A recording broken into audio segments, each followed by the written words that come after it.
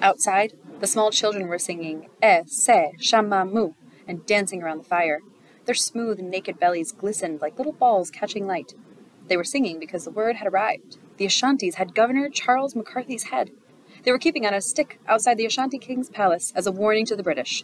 This is what happens to those who defy us. Small children, do you not know that if the Ashantis defeat the British, they will come for the Fantis next? James asked. He lunged at one of the little girls and tickled her until all the children were giggling and begging for mercy. He released the girl and put on a somber face, continuing his lecture. You will be safe here in this village because my family is royal. Do not forget that. Yes, James, they said. Down the road, James' father was approaching with one of the white men from the castle. He motioned to James to follow them into the compound. Should the boy hear this, Quay? The white man asked, glancing quickly at James. He is a man, not a boy. He will take over my responsibilities here when I've finished. Whatever you say to me, you may also say to him. The white man nodded and looked at James carefully as he spoke. Your mother's father, Osei Bonsu, has died. The Ashantis are saying we killed their king to avenge Governor McCarthy's death. And did you? James asked, returning the man's stare with force, anger beginning to boil up in his veins. The white man looked away. James knew that the British had been inciting tribal wars for years, knowing that whatever captives were taken from those wars would be sold to them for trade. His mother always said that the Gold Coast was like a pot of groundnut soup. Her people, the Ashantis, were the broth, and his father's people, the Fantis, were the groundnuts. And the many other nations that began at the edge of the Atlantic and moved up through the bushland into the north made up the meat and pepper and vegetables. This pot was already full to the brim before the white men came and added fire. Now, it was all the Gold Coast people could do to keep it from boiling over again and again. James wouldn't be surprised if the British had killed his grandfather as a way to raise the heat. Ever since his mother had been stolen and married to his father, his village had been swelteringly hot. Your mother wants to go to the funeral, Quay said. James unclenched the fist that he hadn't realized he'd made. It's too dangerous, Quay, the white man said. Even Nanaya's royal status might not protect you. They know your village has been allied to us for years. It's just too dangerous. James' father looked down, and suddenly James could hear his mother's voice in his ear again, telling him that his father was a weak man with no respect for the land he walked on. We will go, James said, and Quay looked up. Not attending the Ashanti King's funeral is a sin that the ancestors will never forgive. Slowly, Quay nodded. He turned to the white man. It's the least we can do, he said. The white man shook hands with the two of them, and the next day James, his mother, and his father headed north for Kwasi. His grandmother, Afia, would stay home with the younger children. James held the gun in his lap as they rode through the forest. The last time he had held one, he was 5 years old. It was 5 years before, in 1819, for his 12th birthday. His father had taken him out to the woods to shoot at swaths of fabric that he had tied to various trees in the distance. He told James that a man should learn to hold a gun the same way he held a woman, carefully, tenderly. Now looking at his parents as they rode through the bush, James wondered if his father had ever held his mother that way, carefully or tenderly. If a war had been in the way of the world and the Gold Coast, it also defined the world inside of his compound. Nanaya wept as they rode inside the carriage. If it weren't for my son, would we even be going? She asked. James had made the mistake of telling her that what his father and the white man had talked about the day before. If it weren't for me, would you even have this son? His father muttered. What? His mother said. I could not understand that ugly Fanti you speak. James rolled his eyes. They would go on like this for the rest of the trip. He could still remember the fights they had when he was a small boy, his mother screaming loudly about his name. James Richard Collins, his mother would shout. James Richard Collins, what kind of Aiken are you that you give your son 3 white names? And so what? His father would reply. Will he not still be a prince to our people and to the whites too? I have given him a powerful name. James knew now, as he knew then, that his parents had never loved each other. It was a political marriage. Duty held them together, though even that seemed to be barely enough. By the time they passed the town of Admuffa, his mother was going on about how Quay wouldn't even be a man if it were not for James' late great-uncle Fifi.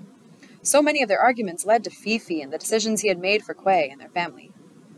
After days of travel, they stopped to spend the night in Dunkwa, with David, a friend from Quay's time in England, who had moved back to the Gold Coast years before with his British wife.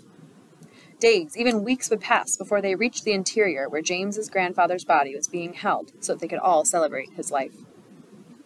"Quay, old friend," David said as James' family approached. He had a round belly like an oversized coconut. For a second, remembering the way he had grown up, slicing the fruit and drinking what waited inside, James wondered what a man like David would spill if punctured. His father and David shook hands and began talking.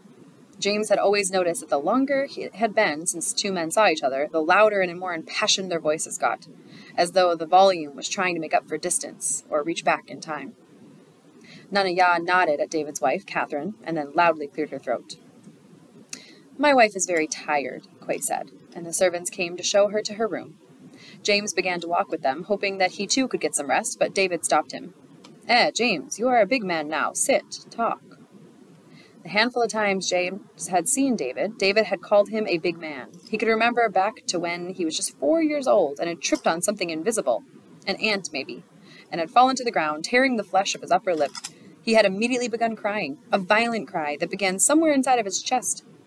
David picked him up with one hand, dusted off his butt with the other, and stood him on the table in front of him so the two were staring eye to eye. "You are a big man now, James. You can't cry at every little thing that comes your way." The three men sat around the fire the servants had built, sipping palm wine. James' father looked older to him, but only slightly, as though the 3-day journey had added 3 years.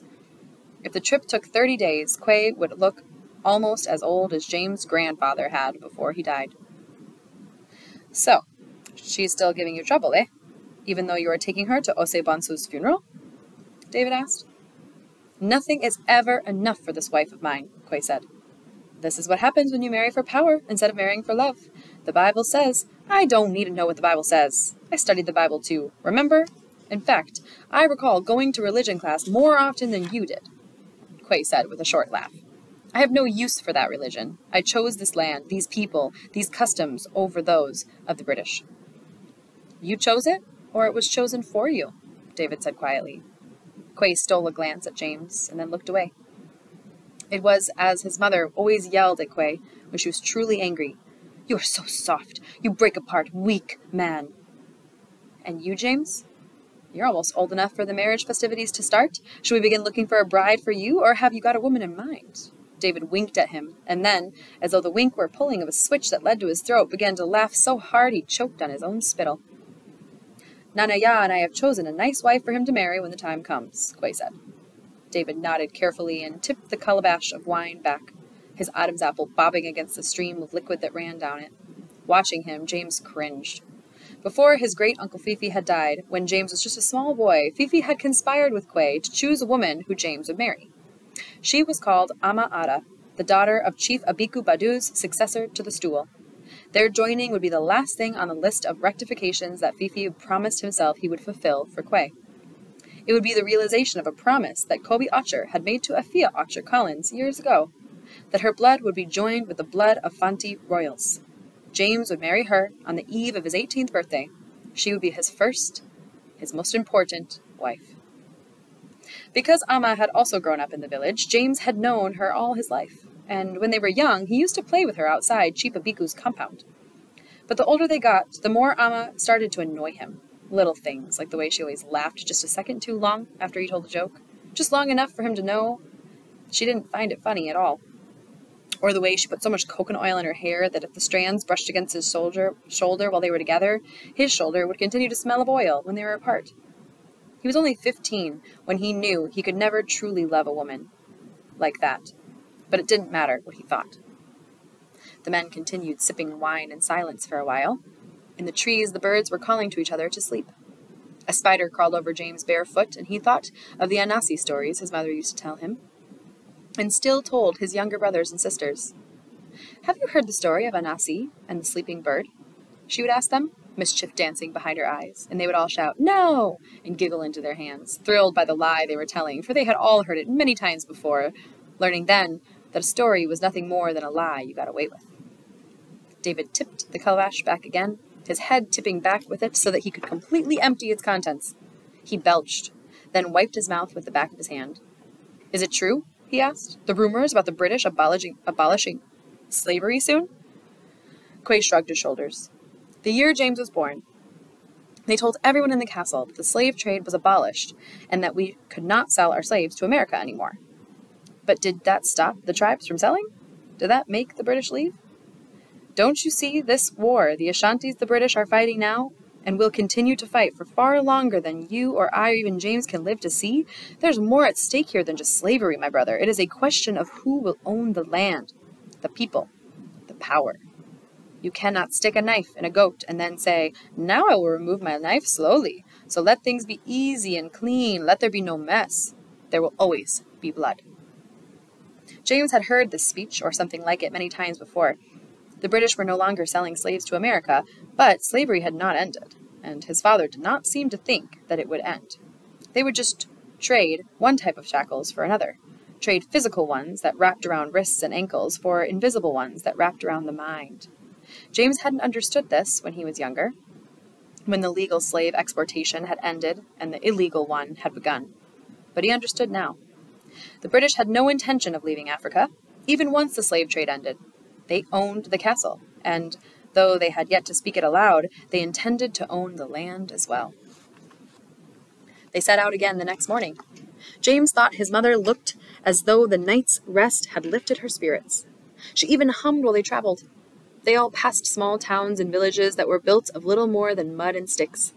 They relied upon the kindness of people whom Quay had once worked with, or cousins of cousins whom Nana Ya had never met, people who offered their floors and a bit of palm wine. The further into the country they moved, the more James noticed how his father's skin attracted attention among the bush people. "Are you a white man?" one little girl asked, reaching out with her index finger and swiping Quay's light brown skin as though she could capture a little bit of the color on it. "What do you think?" Quay had asked, his twee rusty but passable. The little girl giggled, then shook her head slowly before running away to report back to the other children who were gathered around the fire starting, too intimidated to ask themselves. They reached Kumasi at dusk, and they were greeted by Nanaya's eldest brother, Kofi, and his guards. "Akwaba," he said, "you are welcome here." They were taken to the new king's large palace, where servants had prepared a room at the corner of the structure. Kofi sat with them while they ate welcome food and updated them on what had passed in the town since they left their own village. "I'm sorry, sister, but we could not wait so long to bury him," Kofi said, and Nanaya nodded. She had known that the body would be buried before they got there, so that the new king could take office. She had only wanted to make it to the funeral. "And Osi, ya?" she asked. Everyone was worried about the new king. Because they were at war, they had to choose him quickly, just after the burial of James's grandfather, and no one knew whether or not this would be bad luck for the people in the war that they were fighting. "He is doing a fine job as Ashanti-Hini," Kofi said. "Don't worry, little sister. He will make sure our father is honored as he should be honored." As his uncle spoke, James noticed that Kofi paid no attention to his father. His eyes never once reached Quay's eyes, not even when wandering. He was like a blind cat that moved through the dark forest solely on instincts, avoiding the logs and rocks that threatened or had hurt it once before. The funeral proceedings began the next day. Nanaya left the palace long before James and the other men were awake, so that she could join with the women of the family in mournful wailing that announced to everyone in the town that the celebration day had indeed arrived. By noon, these women were dressed in their red clothes. Nayaya leaves and Rafia braided about their clay-stained foreheads as they walked up and down the streets wailing for all the townspeople to hear. In the meantime, James, his father, and all the other men put on their black and red mourning clothes. There was a line of drummers that would begin at one corner of the royal palace and then ending at the other. They would drum until dawn. The men began chanting, then dancing, then keti, a nadowa, the dansamu. They would dance until dawn. The dead king's family sat in a row so they could all be greeted by all the mourners as they came in. A single file line of people began at James' grandfather, first wife, and went all the way into the middle of the town square. Everyone in line shook the hand of each family member and offered their condolences. James stood next to his father. He tried to remember to keep his shoulders squared and to look at each mourner directly in the eyes, so that they knew he was a man whose blood was important as they expected it to be. They shook his hand and murmured their sorries, and James accepted, even though he had never lived in Ashanti-land and had known his grandfather only as a person knows his shadow, as a figure that is there, visible, but untouchable, unknowable. By the time the last of the mourners were coming through, the sun was at its highest point in the sky.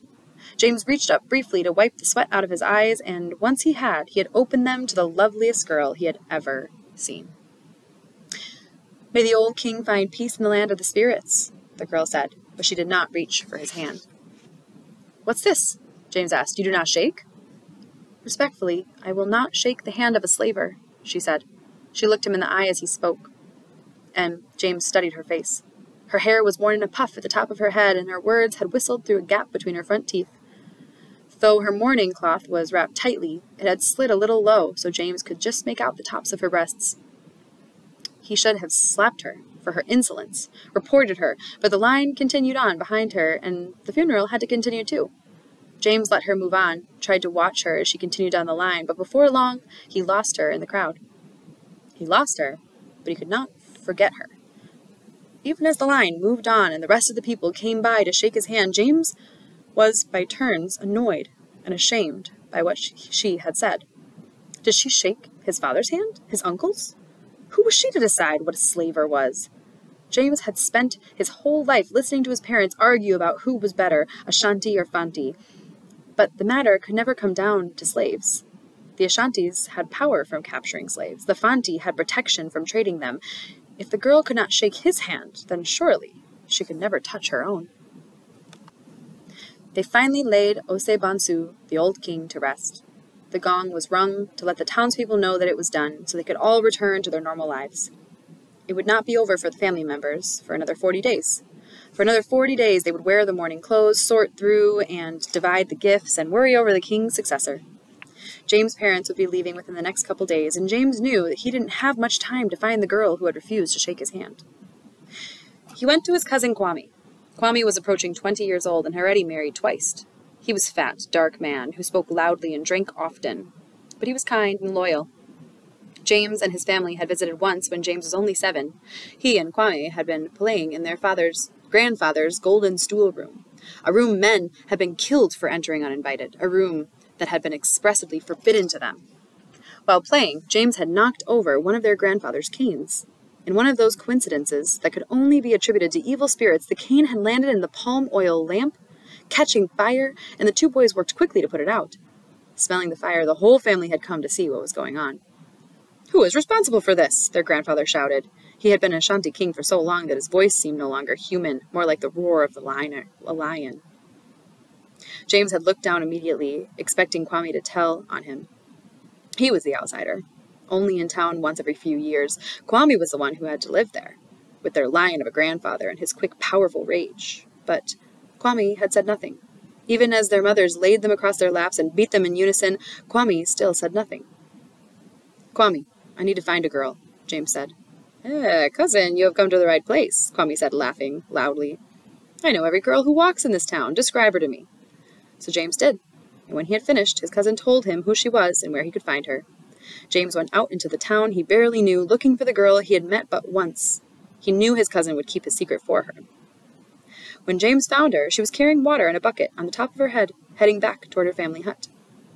She did not seem surprised to see him, and she was confident that whatever he felt during their brief time together, she had felt it too. "Can I help you with that?" James asked, pointing to the bucket. She shook her head, horrified. "No, please, you shouldn't be doing this kind of work." "Call me James."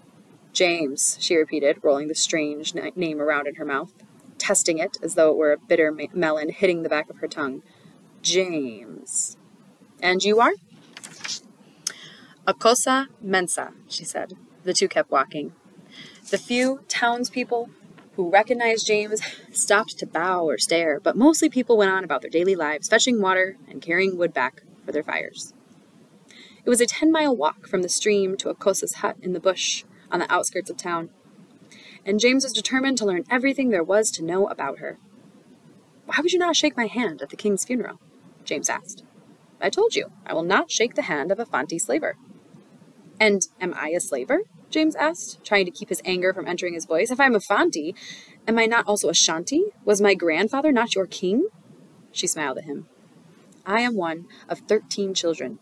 Now there are only 10 of us who remain. When I was a small girl, there was a war between my village and another. They took 3 of my brothers." They walked in silence for a few minutes longer. James was sorry for her loss, but he knew, too, that all loss was just a part of life. Even his mother, important as she was, had once been captured, stolen from her family, and planted in another's. If your village had won that war, would you have not taken 3 of someone else's brothers? James asked, unable to resist the question. Akosa looked away. The bucket on her head was so steady. James wondered what it would take to knock it down. Maybe wind, maybe an insect. I know what you're thinking, she finally said. Everyone is a part of this. Ashanti, Fanti, Ga, British, Dutch, America. And you are not wrong to think like this. It is how we are all taught to think, but I do not want to think this way. When my brothers and the other people were taken, my village mourned them as we redoubled our military efforts. And what does that say? We avenged lost lives by taking more? It doesn't make sense to me. They stopped walking so that she could adjust her wrapper. For the second time that day, James tried as hard as he could not to look at her breasts. She continued. I love my people, James, she said, and his name on her tongue was indescribably sweet. I am proud to be Ashanti, as I am sure you are proud to be Fanti, but after I lost my brothers, I decided that as for me, Akosa, I will be my own nation. As James listened to her speak, he felt something well up inside of him as it never had done before. If he could, he would listen to her speak forever. If he could, he would join that nation she spoke of. They walked further. The sun was getting even lower in the sky, and James knew it would be impossible for him to make it home before nightfall. Still, they slowed down so that it seemed their feet were not even moving at all, really, just coasting slowly, as though their bodies were being lifted and flown awkwardly by the mosquitoes they could feel buzzed around them. Are you promised to anyone? James asked. Akosa glanced shyly at him. My father does not believe in promising a girl before her body has shown that she is ready, and I have not yet received my blood. James thought about his own wife-to-be back home in his village, selected for him because of her status. He would never be happy with her, and his marriage would be a loveless and biting one like that of his parents. But he knew his parents would never approve of Akosa, not even as a 3rd or 4th wife. She had nothing. She came from nowhere. Nothing from nowhere. It was something that his grandmother Afia used to say on nights when she seemed most sad. James couldn't remember a day when he hadn't seen Afia in all black, nor a night when he hadn't heard her faint crying. When he was still a small boy, he had spent a weekend with her at her house near the castle. In the middle of the night, he had woken up and heard her crying in her room. He had gone to her and wrapped her into a hug as tight as his little arms could muster. Why are you crying, Mama? He asked, touching his fingers to her face, trying to catch some of the tears to blow and make a wish as his mother sometimes did when he cried. Have you heard the story of Baba, my own? She asked, pulling him onto her lap and rocking him back and forth. That was the first night James heard it, but it wasn't the last. Now James grabbed Akosa's hand, stopped her from moving. The bucket on her head began to sway, and she lifted her hands to steady it. I want to marry you, James said. They were only steps away from the girl's hut. He could see it through the bushes. Young children were wrestling each other in the mud, coming up, their faces caked in brown. A man stood chopping tall grass with his machete. Each time the blade hit the ground, it shook the earth. James thought he could feel it move under his feet. How can you marry me, James? The girl said. She looked worried now, her eyes stealing over to where her family waited. If she was too late with the water, her mother would beat her and then yell at her until dawn. No one would believe that she had been with the Ashanti king's grandson, and if they did believe it, they would only smell trouble.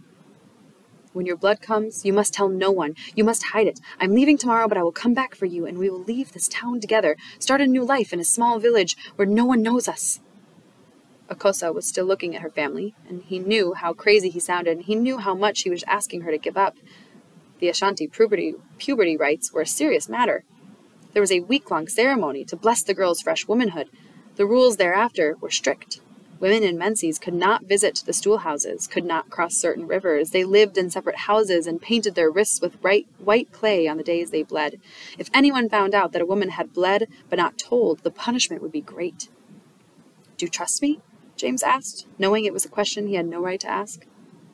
No, Akosa finally answered. Trust is a thing to be earned. I don't trust you. I have seen what power can do to men, and you are one from the most powerful families. James' head grew light. He felt faint, like he would soon fall. But, Akosa continued, if you come back for me, then you will earn my trust. James nodded slowly, understanding. He would be back in his village by the end of the month, at his own wedding by the end of the year. A war would continue, and nothing, not his life nor his heart, was guaranteed. But listening to Akosa speak, he knew he would make a way. James could not explain to Amma why he did not want to sleep in her hut. They had been married for 3 months, and his excuses were wearing thin. On their wedding night, he had told her he was ill. For the entire week after, his body had taken over the excuse-making for him, his penis lying limp between his legs each time he went to her. Even on the nights she braided her hair the way he liked and rubbed coconut oil on her breasts and between her thighs. After that week, he had spent another 2 pretending to be too embarrassed to go to her, but soon that too had failed him. "You must go to see the apothecary. There are herbs you can take to help with this. If I do not get pregnant soon, people will start to believe there's something wrong with me," Amma said. He felt bad for her. It was true.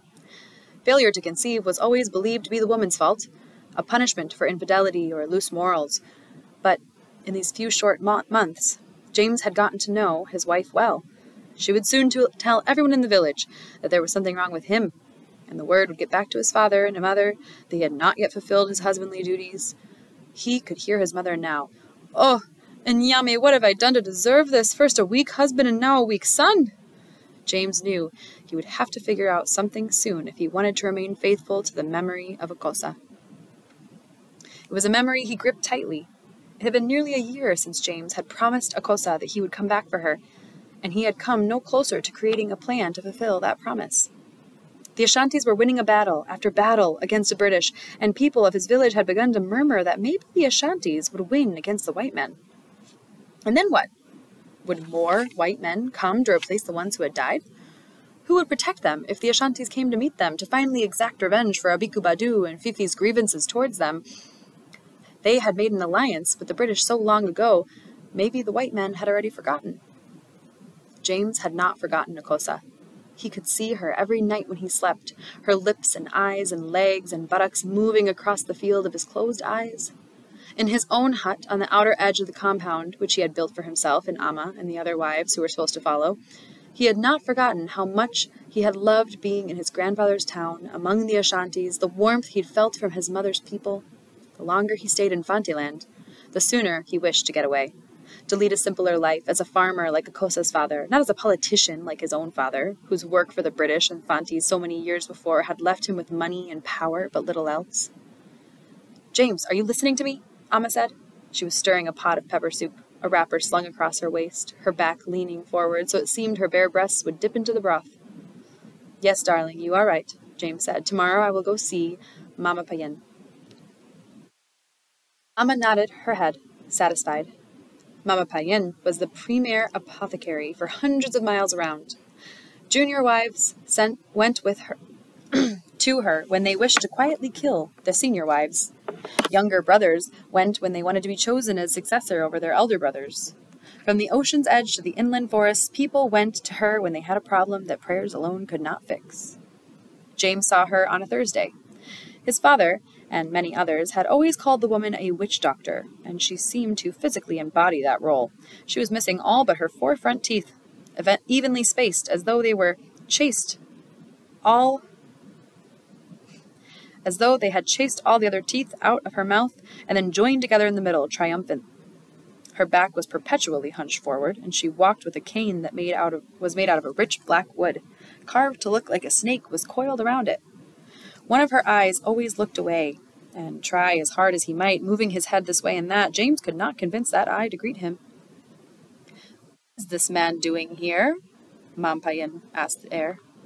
James cleared his throat, unsure if he should speak. Mam Payen spit on the ground, more phlegm than saliva. "What does this man want with Mam Payen? Can he not leave her in peace? He who does not even believe in her powers?" "Auntie Mam Payen, I have come from my village at my wife's request. She would like me to take some herbs so that we can make a baby." He had rehearsed a speech on the journey there, about how he wanted to make his wife happy, while also making himself happy, but the words eluded him. He could hear the uncertainty, the fear in his voice, and he cursed himself for it. He calls me auntie. He, whose family sells our people to the whites abroad, he dares to call me auntie." That was my father and grandfather's work. It's not mine. He didn't add to that because of their work. He didn't have to work, but instead he could live off the family's name and power. She watched him with her good eye. In your mind you call me witch, eh? Everyone calls you witch. Tell me, is Mampanien the one who lay down for a white man to open her legs? The white man might have left, had they not tasted our women. The white man will stay until there's no more money to be made. Now you speak of money. Mampanien has already said she knows of your family makes money by sending your brothers and sisters over to Abukuri to be treated like animals. America's not the only place with slaves, James said quietly. He had heard his father say it to David before, but when they talked about the atrocities of the American South that he had read in the abolitionist British papers, the way they treat slaves in America, my brother, David had said, it's unfathomable, unfathomable. We do not have slavery like that here, not like that. James' skin was starting to feel warm, but the sun had already dipped underneath the earth. He wished he could turn and leave.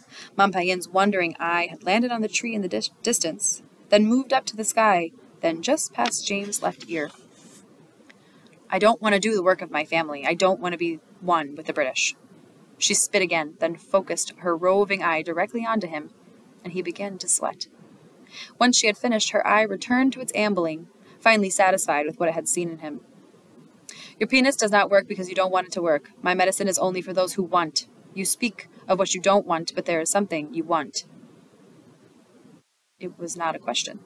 James didn't think he could trust her, and yet he knew that with her bad eyes she had seen him, really seen him, and since he had not been able to make the earth move on its own, he decided to trust the witch doctor to help him move it. I want to leave my family and move to Ashantiland. I want to marry a Kosa Mensa and work as a farmer or something small. Mampayen laughed. The son of big man wants to live small, eh? She left him standing outside and went to her hut. When she came back, she was carrying 2 small clay pots that had flies buzzing around the tops of them. James could smell them from where she stood.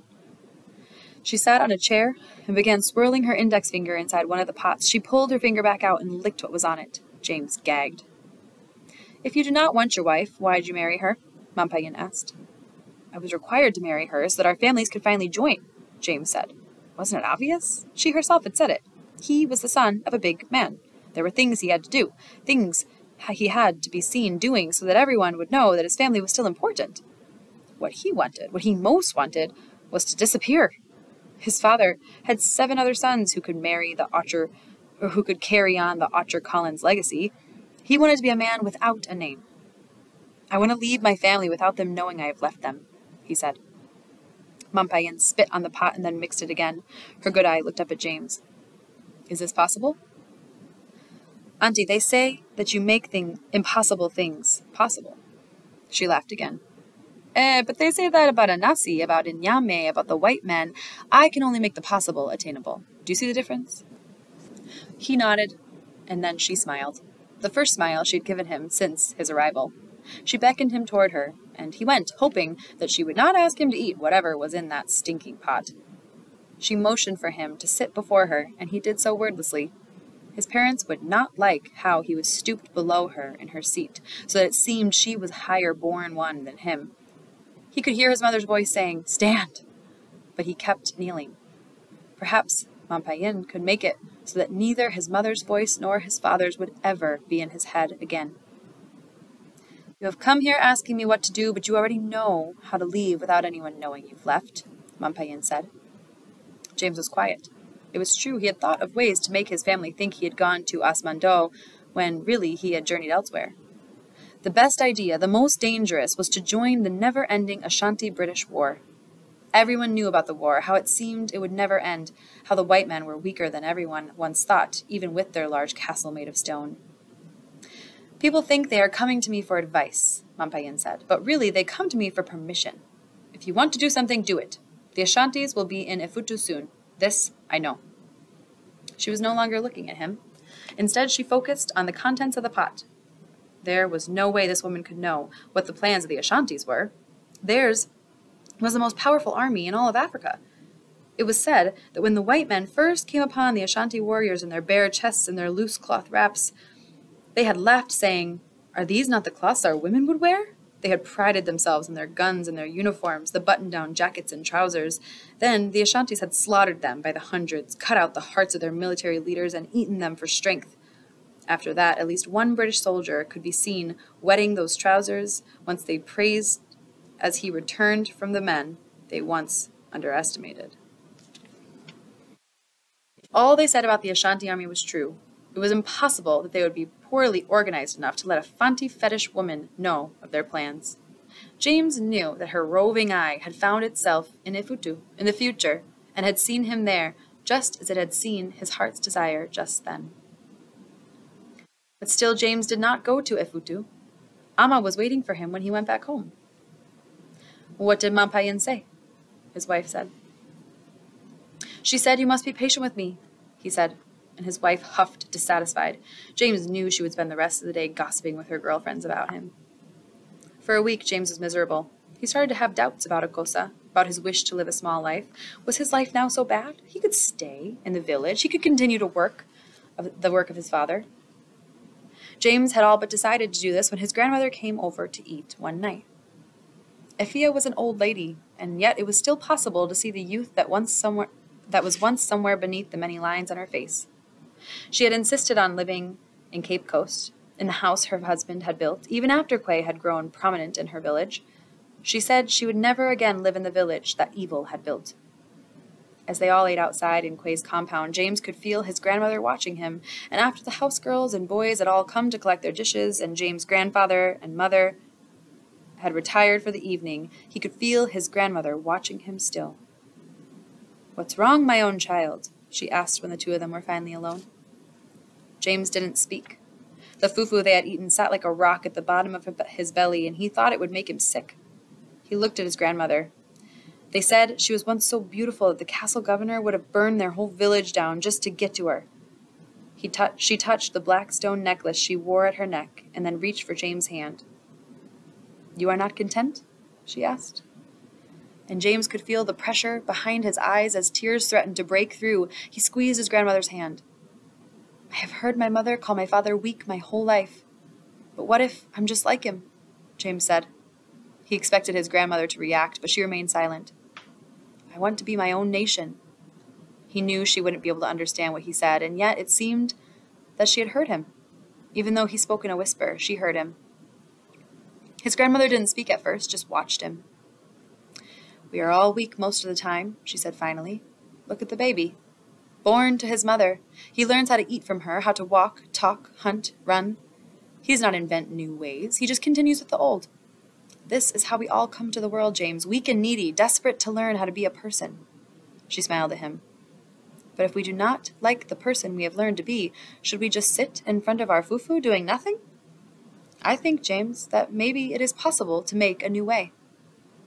She kept smiling. The sun was setting behind them, and James finally let himself cry in front of his grandmother. And so the next day, James told his family that he was going back to Cape Coast with Effia, but instead he went to Efutu. He found work with a doctor whom his grandmother knew, who had worked for the British when she lived in the castle. All James had to do was tell him that he was James Collins' grandson, and he immediately received work and had a place to stay. The doctor was Scottish, and so old he could hardly walk upright, let alone heal illnesses without catching them. He had moved to Efutu after working for the company for only 1 year. He spoke fluent Fanti, had built his compound himself from the ground up, and had remained unmarried, even though many of the local women had brought their young daughters to him as offerings. To the townspeople he was a mystery, but they had grown fond of him, affectionately called him the White Doctor. It was James's job to help keep the medicine room clean. The White Doctor's medical hut was next to his living quarters, and it was small enough so that he didn't really need James' help at all.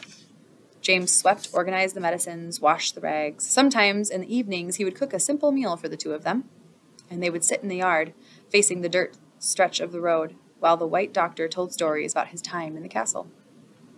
"You look just like your grandmother. What was it the locals used to call her?" He scratched his fine white hair. "The Beauty. Effia the Beauty, right?" James nodded, trying to see her through the doctor's eyes. "Your grandfather was so excited to marry her. I remember the night before she was to come to the castle, we took James to a company store just as the sun was going down, and he drank up almost all the liquor shipment. James had to tell the bosses back in England that the ship had transported the liquor, had sunk, or been taken over by pirates, something like that.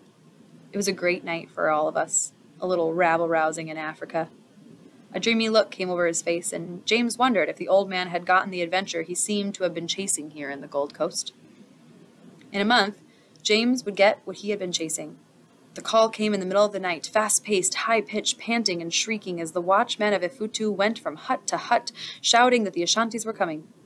The British and Fanti armies stationed there sent out word for backup to join them, but the panic in the watchmen's eyes told James that the Ashantis were closer than any help could be. Already by that point, villages throughout Fantiland, Galand, and Denkira had been living in fear of Ashanti raids. British soldiers had been stationed intermittently in the towns and villages surrounding Cape Coast. Their goal was to keep the Ashantis from storming the castle lest they do it successfully. But Ifutu, only a week's journey from the Ghost, was too close for comfort. "You must run!" James shouted at the white doctor. The old man had lit a palm oil lamp next to his cot and pulled out a leather-bound book, reading with his spectacles perched at the tip of his nose. "They will kill you when they see you. They will not care if you are old." The white doctor turned the page. He didn't look up at James as he waved goodbye. James shook his head and he left the hut. Mampayen had told him that he would know what to do when the time came, and yet here he was, so panicked he could hardly breathe. He could feel the warmth liquid traveling down his legs as he ran. He could not think. He could not think quickly enough to devise a plan, and before he knew it, shots were being fired all around him. The birds took flight, black and red and blue and green cloud of wings ascending. James wanted to hide. He couldn't remember what had been so bad about his old life. He could learn to love Amma. He had spent so much time seeing the bad of his parents' marriage that he assumed there had to be something better. What if there wasn't? Had he trusted a witch with his happiness, with his life? Now he would surely die. James woke up in the bush of some unknown forest. His arms and legs ached, and his head felt as though it had been beaten by a rock. He sat there, disoriented, for countless minutes. Then an Ashanti warrior was beside him, so quiet in his approach that James did not notice him until he was standing over him. "You are not dead?" the warrior asked. "Are you hurt?" How could James tell a warrior like this that he had a headache? He said no. "You are Ose Bansu's grandson, are you not? I remember you from his funeral. I have never forgotten a face." James wished he would lower his voice, but he didn't say anything. "What were you doing in Ifutu?" the warrior asked. "Does anyone know I'm alive?" James asked, ignoring the man's question. "No. A warrior hit your head with a rock. You didn't move, so they threw you in the dead pile. We aren't supposed to touch the pile, but I recognized your face and took you out so that I could send your body back to your people. I hid you here so that no one would know I touched the dead. I didn't know you were still alive." "Listen to me. I died in this war," James said. The man's eyes grew so wide they looked like echoes off the moon. "What?" "You must tell everyone I died in this war. Will you do that?" The warrior shook his head. He said no over and over and over again, but ultimately he would do it. James knew he would do it. And when he did, it would be the last time James would ever use his power to make another do his bidding. For the rest of the month, James traveled to Ashantiland. He slept in caves and hid in trees. He asked for help when he saw people in the bushland, telling them he was a lowly farmer who had gotten lost. And when he finally got to Akosa, on the 40th day of his travels, he found her waiting for him.